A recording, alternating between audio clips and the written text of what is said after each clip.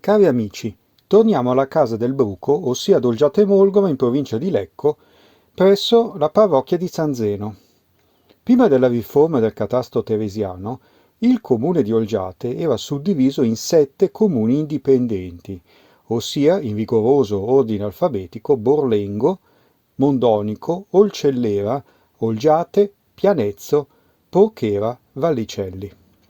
Nella istantanea 47 avevamo parlato dello strano caso dell'antica piazza di San Zeno. Oggi parliamo di Olcellera, anch'esso un comune autonomo con tanto di amministratori comunali. I meno giovani ricorderanno bene l'esistenza di Olcellera Superiore e Olcellera Inferiore, quest'ultima demolita durante la costruzione del raddoppio ferroviario. Olcellera Inferiore consisteva in una lunga cascina attraversata da uno stretto viottolo che scendeva a valle verso Valmara.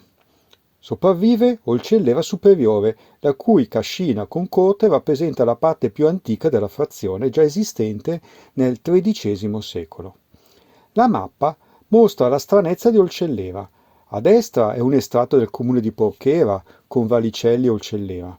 Il territorio circolare corrisponde al comune di Olcellera e arriva fino alla piazza di San Zeno, in basso a destra. Tra Valmara e Olcellera c'è un vuoto, costituito dal comune di Mondonico, che scendeva da sud con una strana struttura a goccia, delimitata a ovest dalla strada che da San Zeno sale a Olcellera, oggi del tutto modificata dalla presenza della ferrovia, e a est dalla strada che da San Zeno passa a fianco di Valmara e quindi va su verso l'ex scuole di Mondonico. Ebbene, la cascina di Olcellera Superiore risulta essere un comune autonomo, mentre la fiancheggiante cascina di Olcellera Inferiore era parte del comune di Mondonico. Perché questa stranezza? Non lo sappiamo.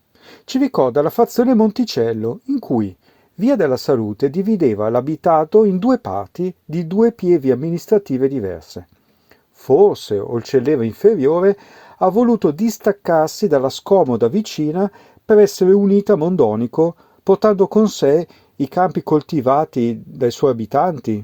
O sono stati i mondonicani a scendere a valle per mettere la coltura, ma volendo preservare l'antico legame con la vecchia frazione?